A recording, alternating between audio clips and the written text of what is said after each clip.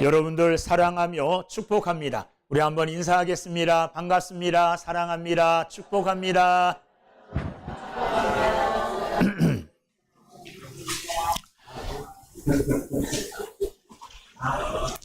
자, 여러분들 우리가 믿음 생활하고 신앙 생활한다 이렇게 이제 이야기하는데, 믿음 생활하는 데 있어서 가장 중요한 게 뭐겠습니까? 가장 중요한 것은 내가 믿는 예수 그리스도를 어떤 분으로 내가 믿느냐, 이게 참 중요합니다. 신앙 고백이 중요한 겁니다. 그래서 우리는 예배 때마다 사도신경을 통해서 신앙 고백을 합니다. 여러분 나중에 시간 있을 때 사도신경을 아주 자세하게 한번 뜯어보세요. 그러면 그 사도신경 안에 내가 믿는 바가 다 들어 있습니다. 그것을 내가 믿는다고 고백하는 겁니다. 내가 믿는 예수님이 어떤 분인가, 이것은 너무너무 중요한 겁니다. 그래서 어느 날 예수님께서 제자들에게 이렇게 말씀하셨습니다. 사람들이 인자를 누구라 하느냐? 세상에 있는 많은 사람들이 나 예수님을 뭐라고 이야기하느냐, 누구라고 말하느냐, 이렇게 제자들에게 물었습니다. 자, 그러자 제자들이 이렇게 말합니다. 어떤 사람들은 세례 요한이다 이렇게 말하는 사람이 있고, 또 어떤 사람들은 엘리야다 이렇게 말하는 사람도 있고, 또 어떤 사람들은 예레미야나 또는 다른 선지자와 같은 사람들 중에 하나가 아니겠습니까? 이렇게 사람들이 말합니다 하고 제자들이 예수님께 대답을 했습니다. 자, 그러자 예수님께서 한 걸음 딱 더 나가셔서 그러면 너희는 나를 누구라 하느냐? 너희는 나를 누구라 하느냐? 제자들에게 물었어요. 사람들은 그렇게 말하지만 너희들은 나를 누구라고 말하느냐? 이렇게 예수님이 묻자 제자들 중에 누가 성격이 제일 급합니까? 누가 제일 열정적입니까? 베드로예요, 베드로. 베드로가 탁 앞장서서 나와서 이렇게 말합니다. 시몬 베드로가 대답하여 이르되 주는 그리스도시요 살아계신 하나님의 아들이시니이다. 이렇게 이야기합니다. 여러분, 베드로가 예수 그리스도에 대하여 주는 그랬어요. 자, 주는 그랬다는 말은 예수님은 우리의 주인이십니다. 예수님은 우리의 주인이세요. 이렇게 고백한 거예요. 그리고 주는 그리스도시요 그랬어요. 그리스도시라는 말은 주님은 메시아가 되십니다. 주님은 나의 구원자가 되십니다. 이런 고백이에요. 예수님은 나의 주인이 되실 뿐만 아니라 나의 구원자가 되십니다. 그리고 뒤에 뭐라 그러느냐? 주는 그리스도시요 살아계신 하나님의 아들이시니이다. 지금도 살아 역사하시는 하나님의 아들 된다. 여러분, 하나님의 아들 된다는 이 고백은 예수님이 하나님이시라는 말이에요. 그러니까 예수님에 대하여 베드로는 이렇게 고백한 겁니다. 예수님은 나의 주인이 되십니다. 예수님은 나의 구원자가 되십니다. 그리고 예수님은 살아계신 하나님이십니다. 이렇게 고백한 거예요. 여러분, 이 고백을 예수님께서는 굉장히 기쁘게 여기셨습니다. 그래서 베드로를 향하여 뭐라고 말하느냐? 시몬 베드로야, 내가 복이 있도다.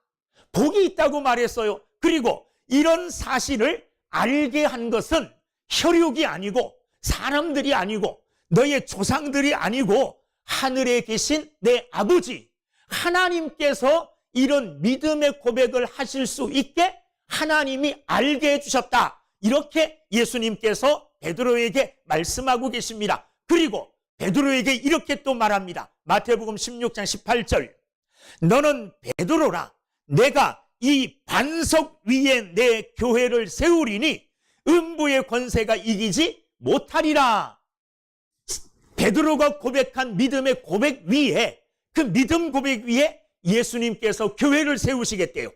그리고 세우신 그 교회는 음부의 권세가 이기지 못한대요. 악한 세력이 이기지 못한다는 겁니다. 여러분, 오늘 세길교회도 그 귀한 믿음 위에 세워진 줄로 믿습니다. 이 안에 있는 모든 사람들은 주님이 나의 주인이라고 고백합니다. 그리고 주님이 나의 구원자세요.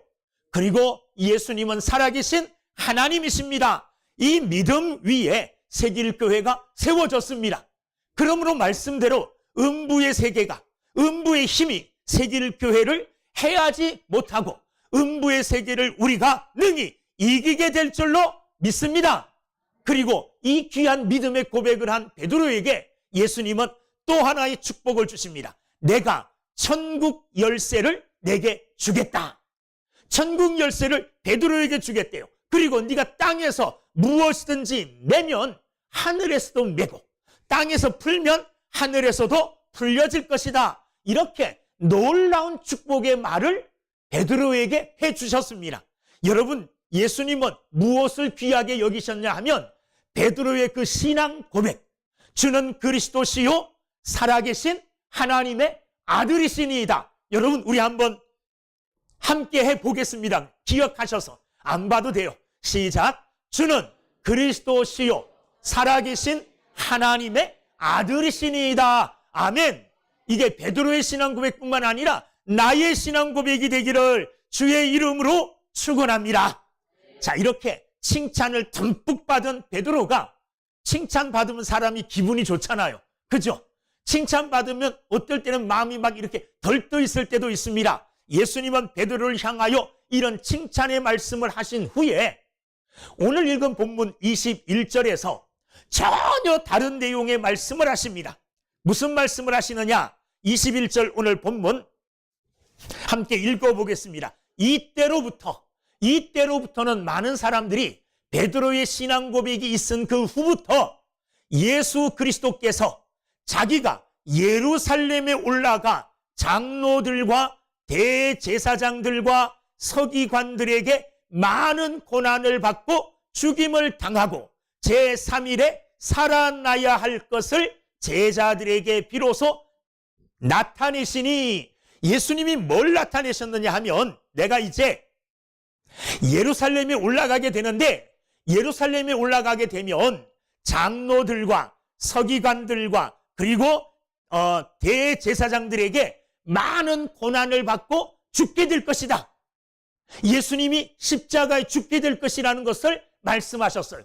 그리고 죽게 되지만 3일 만에 살아날 것이다. 이 내용의 말씀을 제자들에게 예수님이 하셨다는 말이에요. 자, 이 내용의 말씀은 어떤 내용의 말씀입니까?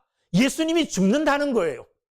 금방 예수님을 통해서 큰 축복을 받은 베드로, 놀라운 칭찬을 받은 베드로, 이 사실을 듣고 이 말을 듣고 깜짝 놀랍니다. 그래서 22절에 뭐라고 말합니까? 베드로가 예수를 붙들고 항변하여 이르되, 자, 얼마나 급했으면 베드로가 예수님을 붙잡았다는 말이에요. 이 붙잡았다는 말은 꽉 잡고 가만히 있었던 게 아니라 자기에게 잡고 끌어당겼다는 말이에요. 예수님하고 자기에게 확 끌어당겼대요. 그리고 뭐라 그럽니까? 항변했다는 겁니다. 여러분, 항변이라는 말은 좋은 말이 아니죠. 무슨 말입니까? 예수님께 따져 물었다는 거예요. 성경 말 그대로 하면 이 항변했다는 말은 책망한다, 꾸짖다, 이런 내용의 말이에요. 조금 순화한다면 예수님께 막 따져 물었다는 거예요. 그렇게 따져 물으면서 뭐라고 이야기했느냐? 항변하여 이르되, 주여 그리 마옵소서, 이 일이 결코 주께 미치지 아니하리이다. 이 말은 무슨 말이냐 하면 베드로가 깜짝 놀래가지고 예수님을 붙들고 막 흔들면서 예수님께 막 따져 물은 거예요. 막 책망하는 어투로 예수님께 22절 주여 그리하지 마옵소서. 생각해 보세요. 베드로가 막 감정적인 사람이잖아요. 예수님 붙들고 힘이 좀 셀 거예요. 막 흔들면서 주여 그러지 마옵소서, 결코 주께 이 일이 미치지 아니하리이다. 그런 일이 일어나면 안 됩니다. 아멘 하면 안 돼요. 이렇게 베드로가 얘기했어요. 베드로가 예수님께 예수님 십자가에 죽으시면 안 돼요. 예수님 고난 받으시면 안 돼요. 절대 이런 일이 일어나면 안 됩니다 하고 베드로가 예수님께 막 따지듯이 얘기했다는 거예요. 자, 그러자 조금 전에 예수님께서 베드로에게 무슨 칭찬했습니까? 굉장히 많은 칭찬을 했죠. 베드로에게 예수님께서 내가 내 믿음 위에 교회를 세우겠다, 내가 천국 열쇠를 내게 주겠다, 그리고 그 네가 땅에서 뭔가 묶으면 하늘에서도 묶이고 땅에서 풀면 하늘에서도 풀리게 될 것이다. 이렇게 많은 축복의 말씀을 하고, 그리고 이 귀한 말씀을 들은 베드로가 기분이 좋아 있었잖아요. 근데 예수님이 갑자기 십자가 얘기해요. 죽음 얘기해요. 그러자 깜짝 놀래가지고 이런 말을 하니 예수님도 확 돌았습니다. 아까 칭찬했던 예수님이 아니에요. 이제 23절 보세요. 예수께서 돌이키시며 베드로에게 이르시되, 돌이키시며 베드로를 바라보시면서 베드로에게 말씀하시는 거예요. 뭐라고 말하느냐? 사탄아, 내 뒤로 물러가라. 베드로를 향해서 뭐라 그랬어요? 사탄아, 물러가라. 여러분, 예수님은 사탄에 대해서 좋지 않은 경험이 있으신 분이에요. 예수님께서 이제 공적 사역을 시작하시려고 광야에 가서 40일 동안 금식 기도하셨어요. 금식 기도한 후에 배가 고프겠죠. 이때 누가 찾아왔느냐 하면 사탄이 찾아왔어요. 그리고 예수님께 뭐라 그럽니까? 네가 하나님의 아들이냐? 그러면 이 땅바닥에 늘려있는 돌을 떡덩이 되게 해라. 그럼 배고픔을 면할 수 있을 것 아니에요. 예수님이 말씀으로 물리치셨습니다. 자, 그러자 어디로 데려갑니까? 성전 꼭대기로 데려가요. 그리고 성전 꼭대기에서 뛰어내리라는 거예요. 그러면 네가 하나님의 아들이라면 만약에 성전 꼭대기에서 뛰어내리면 천사들이 발이 땅에 닿기 전에 딱 받아줄 거 아니에요. 짠 하고. 그러면 사람들이 뭐라 그러겠어요? 이야 하고 예수님께 박수치고 예수님을 우러러볼 거 아니에요. 그러니까 뛰어내려라. 예수님이 그때에도 말씀으로 물리치셨어요. 자, 그러자 사탄이 마지막으로 어디로 데리고 갑니까? 산꼭대기로 데려가요. 그리고 거기서 천하 만물을 보여줍니다. 그리고 내게 절하면 네가 보고 있는 이 모든 것을 내가 너에게 주겠다. 여러분, 이런 사탄의 유혹에 예수님께서는 다 말씀으로 완벽하게 물리치셨습니다. 그리고 사탄에게 뭐라고 말씀하시느냐? 사탄아, 물러가라. 이런 말씀을 하셔요. 그때도 예수님은 사탄을 물리치셨습니다. 자, 그런데 그 예수님을 유혹했던 사탄에게 하신 그 말씀, 사탄아, 이렇게 부른 말씀을 지금 눈에 넣어도 아프지 않을 만큼 귀한 믿음의 고백을 한 베드로에게 사탄아 그래요. 베드로가 사탄이라는 말이 아니에요.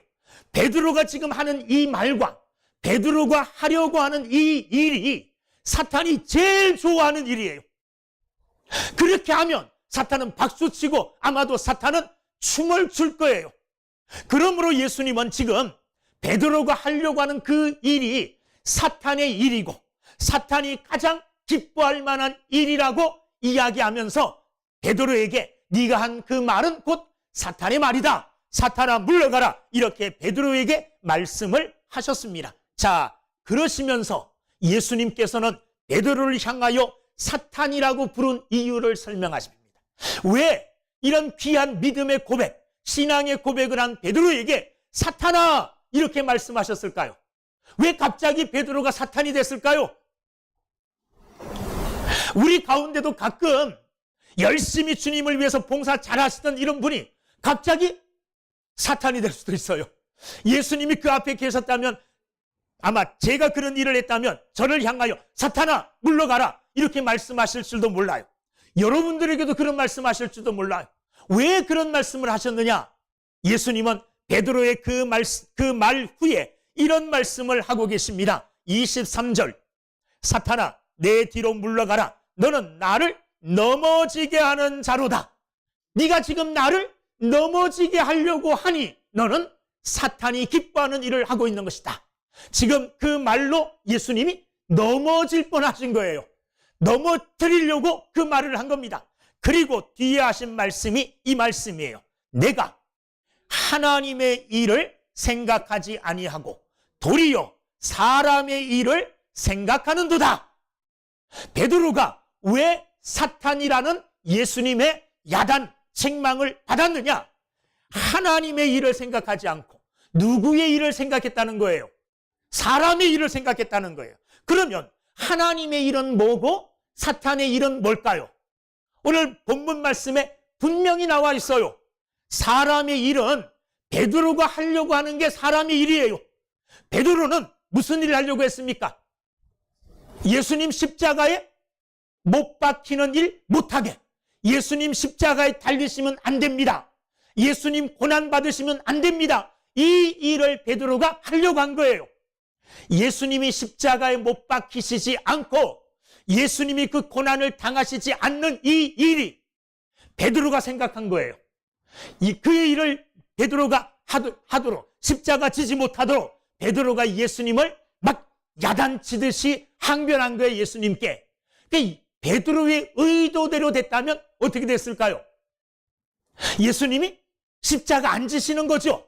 이게 베드로가 생각하는 거고 베드로가 그렇게 되기를 바랬던 거예요.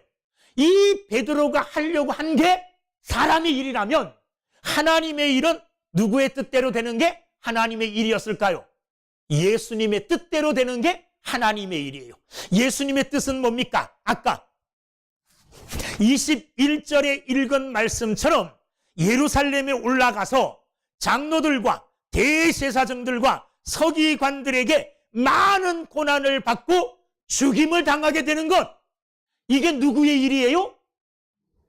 이게 하나님의 일이에요. 예수님이 생각하고 예수님이 말씀하시려고 하는 하나님의 일은 예수님이 십자가에 달리시는 거예요. 왜 예수님이 죽는 것이 하나님의 일일까요? 십자가가 도대체 무엇이기에? 죽는다는 말은 십자가에 죽는다는 말이거든요. 예수님이 십자가에 죽는 그것이 얼마나 중요한 일이기에 십자가에 죽는 그 일이 하나님의 일일까요? 왜 그 일이 하나님의 일이에요? 여러분, 예수님이 이 땅에 오신 목적이 뭡니까? 왜 오셨어요? 이름 속에 딱 들어가 있잖아요. 예수. 예수라는 이름 뜻이 뭐죠? 잘 아시잖아요. 성탄절 때만 들어서 잘 모르나 본데, 예수라는 말들은 저가 자기 백성을 그 죄에서 구원할 자다. 예수님은 자기의 백성을 죄에서 구원할 자예요. 그래서 이름도 예수라고 지었어요. 예수님이 이 땅에 오신 목적은 자기의 백성들을 죄에서 건져주시기 위해서 이 땅에 오신 거예요. 여러분, 죄인들을 죄악에서 그 죄 안에서 건져줄 수 있는, 건지는 가장 유일한 길은 예수님이 십자가에 못 박히는 길밖에 없어요. 이것 외에 사람들을 죄에서 건져내는 일은 아무것도 없다는 말이에요. 죄의 값을 지불해야만 죄에서 건져낼 수가 있어요. 여러분, 우리가 지나가다가 가게 안에 가서 무슨 물건이 사고 싶은데 값을 지불하지 않고 가져오면 도둑질이에요. 예수님께서 우리의 죄값을 치르고 우리를 죄에서 사내셔야 되는데 아무것도 지불하지 않고 대가도 지불하지 않고 그 일을 할 수는 없는 거예요. 죄에서 우리를 건져주시고 구속하여 주시고 죄에서 우리를 살려내시는 길은 오로지 우리의 죄값을 지불하시고 우리를 사내시는 것, 이 길밖에 없는데 그 길의 유일한 방법은 예수님이 십자가에서 우리의 죄값을 대신 지불하는 거예요. 우리의 죄값이 뭡니까? 여러분, 우리의 죄값은요, 뭐 몇 년 징역 생활하고 뭐 무슨 벌 받고 이게 죄값이 아니에요. 저와 여러분들의 죄값은 우리가 상상할 수 없는 거예요. 하루 이틀이 아니라 몇 년이 아니라 영원이라는 게 뭔지 아세요, 여러분? 시간이 끝도 흐르는 것도 영원이지만 그냥 영원한 세계는 시간이 없는 그 존재 자체예요. 그 영원토록 지옥의 형벌을 받게 되는 것, 이게 죽음이에요. 이게 죄값이에요. 죽음이라는 하나님과 영원히 결별하는 거예요. 성경의 죽음은요, 여러 가지 의미가 있는데 우리가 흔히 생각하는 소멸되어서 사라지는 개념이 죽음이 아니에요. 죽음의 개념은 분리의 개념이에요. 분리. 누구와 분리요? 하나님과 분리. 처음에 우리는 에덴 동산에서 하나님과 함께 살았어요. 죄 지음으로 하나님께로부터 쫓겨났어요. 하나님과 분리됐죠. 죽음이에요. 무슨 죽음입니까? 영적 죽음이에요. 하나님이 영육에 다 죽어야 되는데도 불구하고 은혜로 육체의 삶을 남겨놓으셨어요. 육체의 삶을 남겨주신 것이 하나님의 은혜예요. 왜 은혜냐? 육체로 생명을 부지하고 사는 동안에 하나님이 제시하신 구원의 길을 발견하고 그 구원의 길을 통하여 영원한 생명에 들어올 수 있도록 하나님이 육체의 생명을 연장시켜 주신 거예요. 그래서 육체로 사는 동안에 하나님의 구원의 길을 발견하고 그 길로 들어서 영원한 생명으로 가야 되는 거예요. 그래서 우리는 태어나자마자 범죄한 아담 그 후로 모든 사람들은 하나님과 분리된 상태에 있어 영적 죽음이에요. 영적 죽음. 자, 영적 죽음 상태에 육체의 생명을 부여받았죠. 이게 은혜라 그랬어요. 그런데 육체의 생명도 나중에 죽지요. 우리가 흔히 죽는다 그래요. 이 죽음은 육체와 영혼의 분리예요. 육체의 생명을 부지하는 동안에 예수 그리스도를 영접하지 못한 사람은 육체와 영혼이 분리되는 동시에 육체는 흙으로 가고 영혼은 지옥에 가요. 그러나 하나님이 주신 은혜의 시간 동안에 그 은혜의 시간이 뭐라 그랬어요? 육체로 사는 동안이 은혜의 시간이에요. 육체로 사는 동안에 예수를 못 만나면 구원의 길을 못 찾으면 영혼이 하나님과 분리되는 거예요.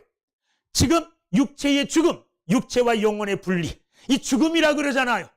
그리고 마지막으로 예수님이 이 땅에 오시는 날 지옥에 있는 영혼들과 그리고 살아있지만 예수 믿지 않는 사람들이 영원히 지옥불에 던져져요.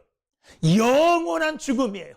이 영원한 죽음은 영원히 하나님과 분리되는 거예요. 영원히. 그곳에서 이제 하나님께로 나가려고 아무리 길을 쓰고 발부둥 쳐도 되지 않아요. 우린 누구의 이야기를 잘 압니까? 나사로의 얘기를 잘 알잖아요. 부자와 나사로.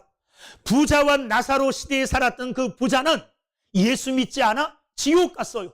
지옥에서 눈을 들어보니까 저쪽에서 아브라함 품속에서 나사로가 복을 누리고 있어요. 영원한 행복을 누리고 있어요. 그게 너무너무 부러워서 어떻게 할 수 없느냐 그랬더니 그 큰 구렁텅이가 있어서 여기서 이쪽으로 못 간다는 거예요. 물 한 방울 혓바닥에 좀 묻혀달라. 그것도 할 수 없다는 거예요. 여러분, 영원한 죽음은 하나님과의 영원한 분리입니다. 죄값으로 말미암아 우리는 하나님과 영원히 분리되어 지옥의 형벌을 받을 수밖에 없는 사람들이었어요. 그런데 이런 우리의 죄를 용서해 주시고 죄의 값을 지불하기 위하여 예수님이 이 땅에 오신 거예요. 이 엄청난 죄값을 지불하기 위해서는 예수님의 십자가의 죽으심이 유일한 방법이에요. 그러므로 예수님은 그 사명을 가지고 우리를 죄에서 구원해 내시기 위하여 이 땅에 오신 거예요. 그러므로 그 구원의 사역을 감당하기 위해서는 예수님도 싫어요. 십자가 지고 죽는 거 싫어요. 그래서 하나님께 마지막으로 기도할 때 뭐라고 기도했습니까? 하나님이요, 이 잔을 내게서 돌이키실 수 있으면 좀 돌이키게 해 주시옵소서. 인간적인 마음으로 지기가 끔찍하잖아요. 기쁨으로 질 수 있겠지만 여전히 두려운 거예요. 그러나 이 길밖에는, 십자가를 지시고 십자가에서 죽는 이 길밖에는 인류의 죄를 속할 방법이 없는 거예요. 그래서 하나님이 주신 그 일의 사명을 받고 이 땅에 오신 분이 예수님이에요.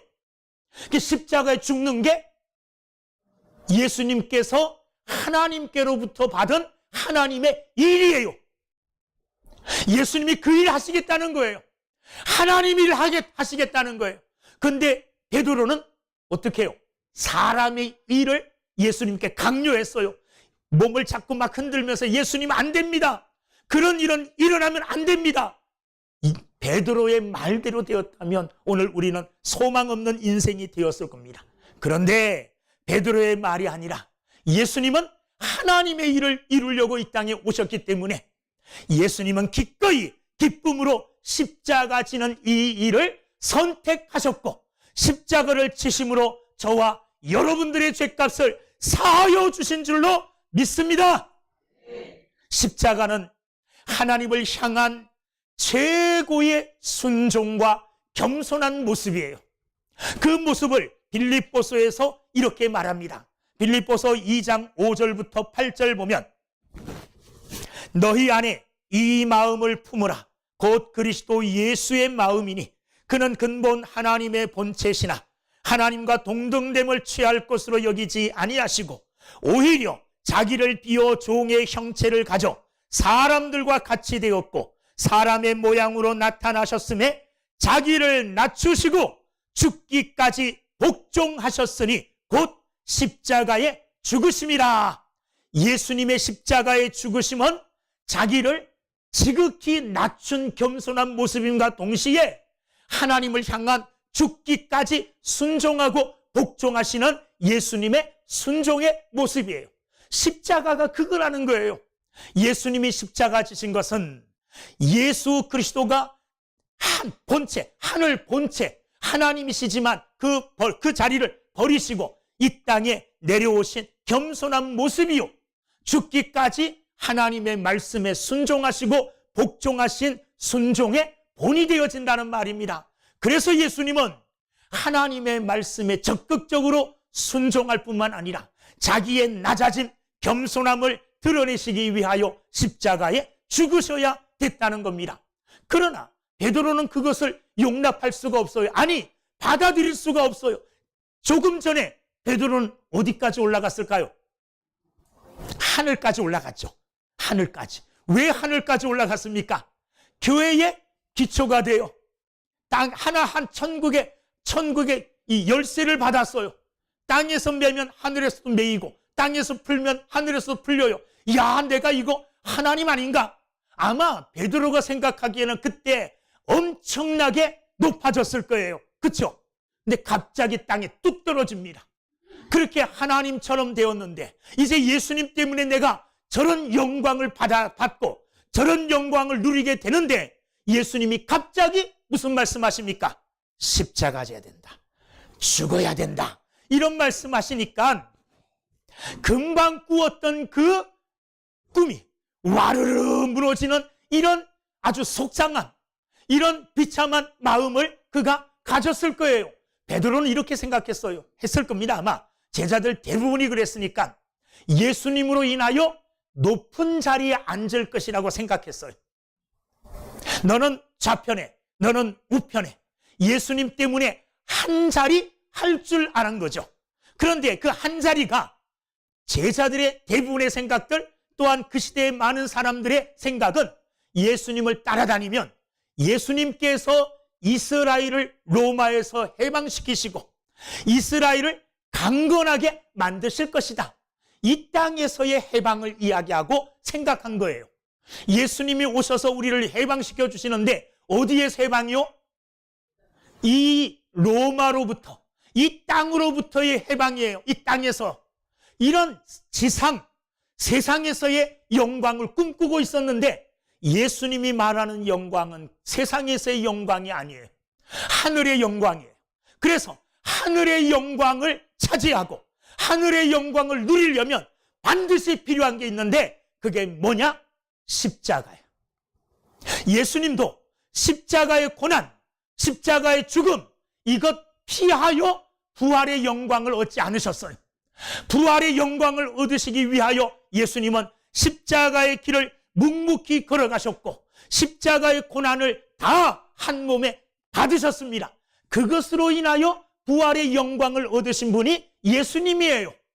제자들에게도 그렇게 말씀하시고 계시는 거예요. 너희가 영광 얻기를 원하느냐? 땅에 있는 영광은 순식간이다. 땅의 영광은 아침에 풀에 맺혀 있는 이슬과 같은 것이다. 금방 지나갈 수밖에 없는 아주 순식간에 없어질 그런 영광이다. 그러나 내가 너희들에게 주려고 하는 영광은 하나님 나라에 있는 영원한 영광이다. 이 영광을 내가 너희들에게 주기를 원한다. 이 영광은 반드시 그 영광의 자리에 도달하려면 십자가의 길을 거쳐야 한다는 겁니다. 여러분, 십자가가 그냥 십자가가 아닙니다. 예수님 입장에서 십자가를 한번 생각해 보세요. 십자가 지시기 위해서 조롱당하셨어요. 모욕당하셨어요. 그 얼굴에 군병들이 침을 뱉었어요. 침을 뱉어서 툭툭 치면서 네가 하나님의 아들이냐? 이러면서 조롱하고 놀리고 그리고 예수님을 욕했습니다. 마지막에 예수님이 입고 있는 옷까지 나누어 찢어가졌어요. 속옷 모습으로 보이시면 안 될 수치스러운 모습까지 다 드러내셨어요. 인간이 당할 수 있는 최고의 고통을 당하셨어요. 여러분, 십자가 지고 가는데 그냥 가만히 두지 않았잖아요. 채찍으로 예수님의 등짝을 사정없이 내려쳤어요. 그 채찍은 어떤 채찍이냐? 채찍에 가시 같은 게 박혀 있어요. 맞으면 살갗이 그 채찍에 묻어나와요. 이런 채찍을 수없이 맞으면서 그 무거운 십자가 지고 갈 수가 없어서 쓰러지셨어요. 다른 사람이 대신 짊어지고 가셨다고요. 십자가 위에서 6시간 이상 몸의 안에 있는 피와 물을 다 쏟으시면서 마지막 목숨 생명을 저와 여러분들을 위해서 주신 거예요. 십자가는요, 사실 자랑스러운 게 아닙니다.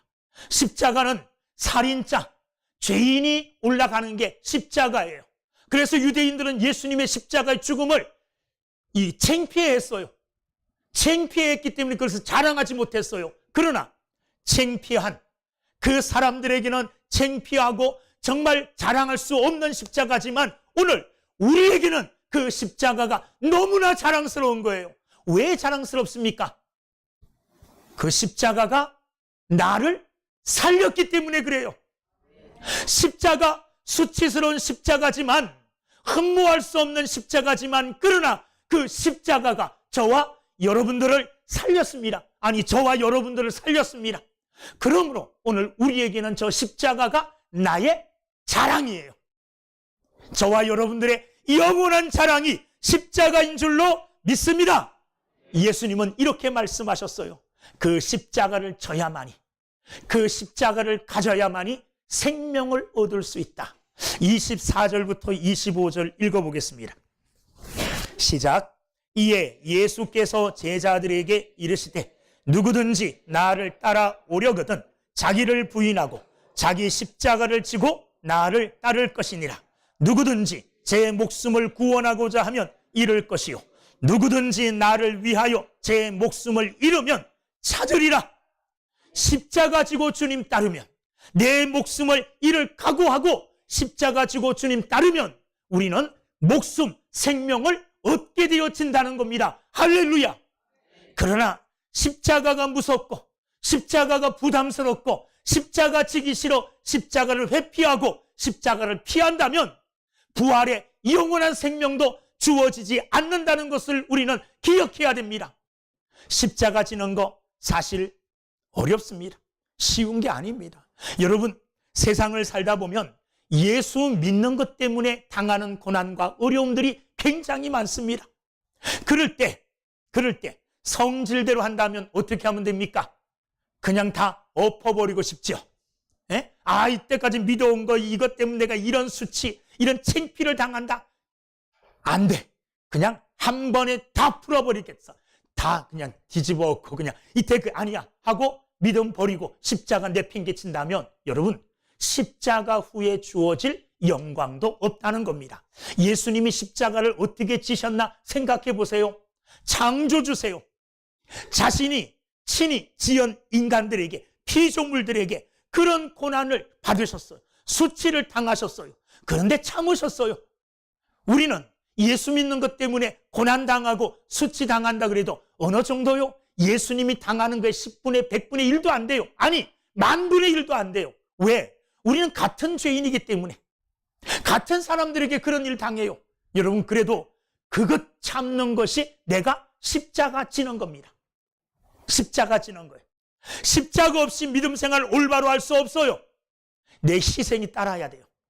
내 십자가의 삶이 그 믿음의 삶 속에 들어가야만이 그 십자가의 삶을 통하여 하나님께서 우리에게 생명을 주시는 거예요. 그런데 이 십자가는요, 하루아침에 질 수 없어요.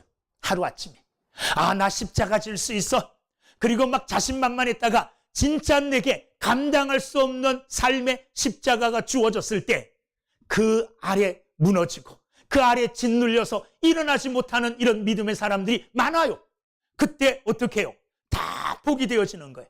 십자가 지기 위하여 우리는 뭐 해야 되느냐? 훈련해야 돼요. 훈련해야 돼요. 훈련하고 조금씩 영적 힘을 길러야 돼요.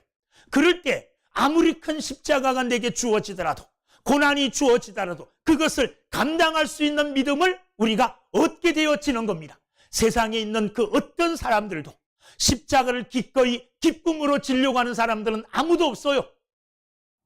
그러므로 하나님은 우리를, 하나님께서 어떨 때는 강제적으로 훈련시켜요. 여러분, 하나님은 모세를 쓰시기를 원하셨어요. 그런데 모세를 쓰시기 전에 하나님은 모세에게 십자가와 같은 고난의 기간들을 주셨습니다. 광야 40년의 시간들을 주셨어요. 모세의 광야 40년은 어떤 면에서 보면 이스라엘 백성들을 이끌고 인도하여 가나안 땅으로 가는 40년에 주님을 위해서 일하기 위한 십자가 지는 기간이었어요. 연단의 기간이었다고요. 여러분, 요셉도 마찬가지예요. 요셉 믿음이 좋은 사람이에요. 우리가 흉내낼 수 없는 믿음을 가진 사람이에요. 그런데 오늘 새벽에 말씀드린 것처럼, 오늘 새벽에 무슨 말씀 드렸느냐? 엘리야도 우리와 성정이 같다 그랬어요. 엘리야도 사람이라는 말이에요. 엘리야가 갈멜 산에서 기도하며 불의 응답을 받은 사람이 엘리야예요. 3년 6개월 동안 비가 오지 않는 이 땅에 기도함으로 비를 내리게 한 사람이 엘리야예요. 그런데 그런 엘리야도 우리와 똑같은 성품을 가진 사람이라는 거예요. 약하고 연약한 면도 있다는 거예요. 그래서 이세벨의 이 진노에 피하여 도망쳤던 사람이 엘리야입니다. 로뎀 나무 밑에 앉아가지고 주님 나 이제 죽었으면 좋겠어요, 이렇게 말한 사람이 엘리야예요. 엘리야도 약하고 연약해요. 요셉도 약하고 연약한 면이 있어요. 형을 원망하는 마음이 있었을 겁니다. 네? 이 땅에 타국에 팔려가지고 종로로 타는 자기의 모습을 보면서 한심하다 한탄하는 시간도 있었을 거예요. 그러나 하나님은 요셉을 훈련시키셨습니다. 십자가 지는 기간을 정해 놓으시고 그를 연단시키셨어요. 보디발의 집에서 일하게 하시고, 또 거기서 억울한 누명을 받아가지고 감옥에 가게 하고, 감옥에서도 어떤 사람의 꿈을 해몽해 줬는데 그 사람이 자기의 공로를 잊어버리고 몇 년 동안 아무 소리 안 하고, 그리고 감옥에서 10년 년 동안 가까이 감옥살이 한 거, 이거 하나님께서요 요셉을 크게 들어 쓰시기 위한 십자가의 기간, 고난의 기간, 훈련의 기간이었는 줄로 믿습니다. 우리 또한 갑자기 십자가 그뜬하게 들 수 있는 이런 믿음의 강한 사람이 될 수 없어요. 역도 선수가 자기 체력, 자기 힘에 맞는 것으로부터 시작해서 근육을 키우고 힘을 키워서 조금씩 무게를 늘려가듯이 우리 영적인 힘도 그렇게 늘려가야 돼요. 그러하기 위해서는 지금 당장 내 삶 앞에 주어지는 십자가 감당할 수 있는 힘, 능력, 믿음 하나님으로부터 구하고, 말씀과 기도와 하나님이 주시는 은혜로 말미암아 내게 주어지는 내 앞에 있는 십자가 지기 시작하여 믿음으로 감당함으로 나중에는 어떤 큰 십자가가 내게 다가와도 아주 가볍게 질 수 있는 믿음의 강건한 자들, 믿음의 대장부들이 다 되어지기를 주의 이름으로 축원합니다. 기도하겠습니다.